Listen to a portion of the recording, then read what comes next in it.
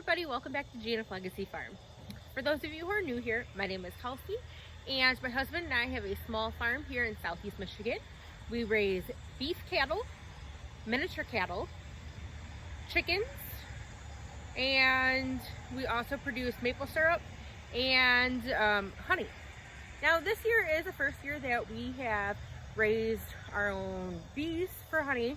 My family has been doing it for longer than I've been alive, and I recently really started to learn from my grandpa how to do it and help him with his hives and just absorb some of his knowledge. So this year we decided, my husband and I decided to get our own bees, and this is the first time that we've actually done this, and it was awesome. It was super exciting, and I'm really glad that we did.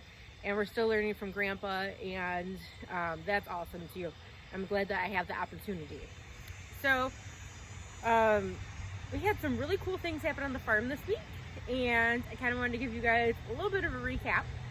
So first of all, we got our beef cow artificially inseminated, and our little mini cow, who's not a miniature, not a cow at all, actually. She's just a small Dexter heifer. She is off of the breeders right now, and she will be coming back in about a week or two, and hopefully she will be bred as well. And both of those we should be able to see in about a month. We'll do blood tests and see if they are bred. Before that, we'll be able to kind of see if they do cycle back, but in about a month we'll be able to, like, for sure know through blood tests if they are bred or not. So we are hoping that the AI took and everything is working out with the bull, but as always, when you're dealing with nature and farm animals, or just animals in general, we do have backup plans in case this time does not work. So anyways, busy road. So anyways, I am out in the garden tonight, and actually there's something I want to mention. So people honk when they go by here all the time, and sometimes it'll be people that we know, other times maybe it's people that the neighbors know or something, and like people will tell us like, oh yeah, we honked when we drove past your place, and we're like, please don't. We have like a herd of cattle. I've got bunch of chickens, I have 2 dogs, and every time that someone honks, I think that there's an animal in the road, and I always like panic, have to look for the dogs.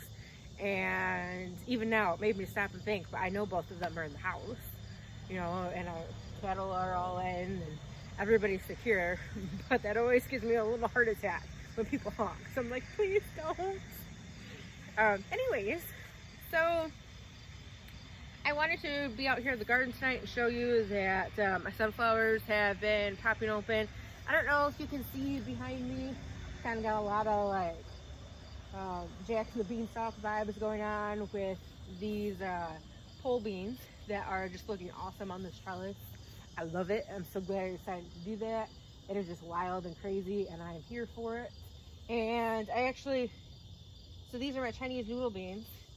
And I see that I've actually got some, these must have like just started coming on too. But I see I'm starting to get some pods. So they're very skinny yet. I'd assume they get thicker for you do them. But yeah, that's really cool. But my sunflowers are like, I don't know, I'm 5'4" and they're a couple feet above me. So my sunflowers are getting super tall. Those ones up there. Plus I've got my smaller ones around here. And that's something that I did last year and that I will do every year is, oh, so that one's actually starting to open. Not quite, but it will be in the next couple days. I like having kind of like a dramatic entrance to my garden, and I like having, you know, the sunflowers there, even though they only are open for a short period of time. So that's something that I will always do now. But anyway, so back to the task on hand. So we bred the cow, and we're breeding the mini cow, that heifer. And then we also, this is probably the most exciting to me, we were actually able to take off some honey this week. So I'm really thrilled because I did not think that we'd be able to take any off at this time. I know we're gonna do some again in October, but I did not think that we would get, you know, 2 different harvests, but we will. And we got way more than I thought I was gonna get, so that was awesome. It was really exciting for me, even though I've helped my grandfather harvest honey before.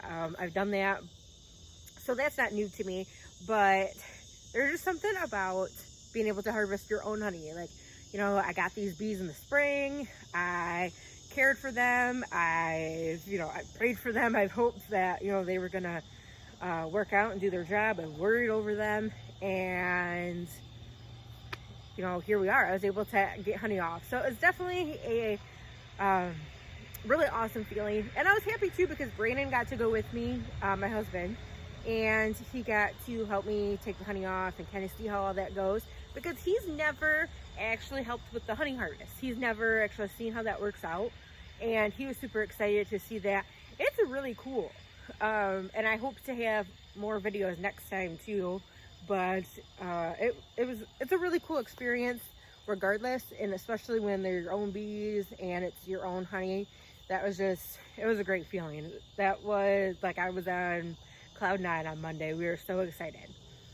So anyways, I've got some footage for that here in a second, and what I'm doing is removing the wax, so taking the caps off on top of the honeycomb, and then we're able to go ahead and spin it out in the extractor, and then we take it out of the extractor and you can put it right back on your hives, and they'll actually fill that, and they'll actually fill it faster because those wet frames, because you know the comb has already been drawn out and it already has, you know, a little bit of leftover honey kind of in there. And so, I don't know, it helps them faster. They'll be able to fill it faster. So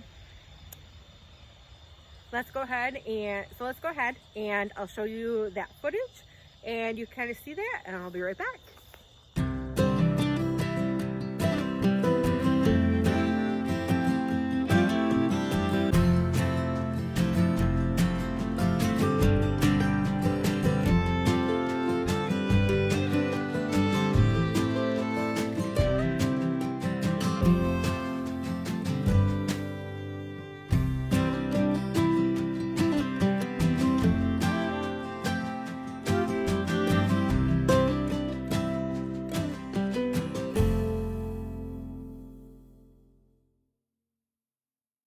Okay, how cool is that video? Now, it was really satisfying. Like, I didn't even, you know, that wasn't even my intention to get something like that, but we just wanted to kind of get some footage of being able to do that. And it's hard to do that when you're sticky, and my phone was sticky, but we got it done. We were able to bring you guys along, get some footage. But, so I posted that video on the internet the other day, and it sparked a little bit of a debate. So I wanted to kind of continue that debate and ask you guys if you have ever taken honey off before. How do you use this tool? Now, this tool, we have several like it. This is one that I came in a kit this year, but we've been using, my family, we've been using these for years. At this time of the harvest, we use these, plus, or we'll use like a roller too. We'll use these, and then later on in the harvest, we actually use a like a hot knife and take more of the comb off as well, so that way you're getting more wax. But at this point in the harvest, we just use these. I know everyone has different opinions on that, but when I grabbed this the other day to take it, because this is brand new, I hadn't used it yet, and I noticed the way it was shaped and how it had kind of like ergonomically shaped. And I'm looking at it and I'm like, they made this wrong. This is not, you know, because the way we've always done it is like this, and then you'll scrape like that. Not how I did in the video. If you notice in the video, I took it like this.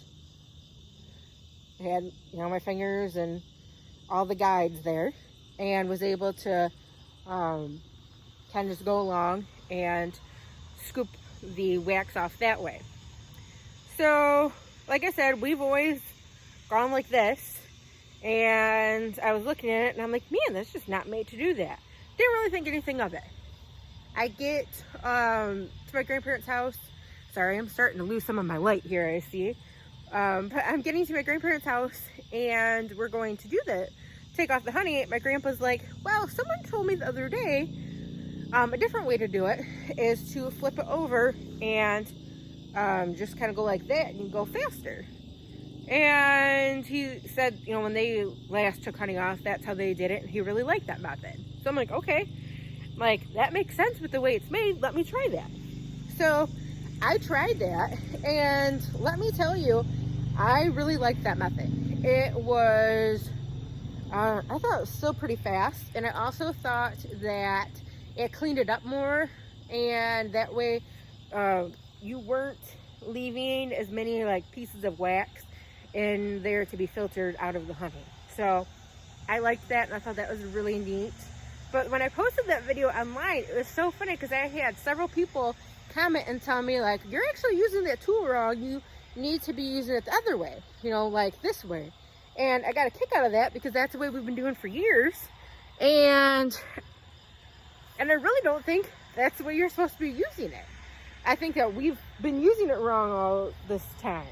So I don't know, it works both ways. I do now prefer the method that I use in the video, and that's the way that I'm going to be doing it from now on. But I want to ask you, if you have taken honey off and used a tool like this, how do you do it? Do you do it the way I did in the video, or do you do it the other way? So let me know in the comments.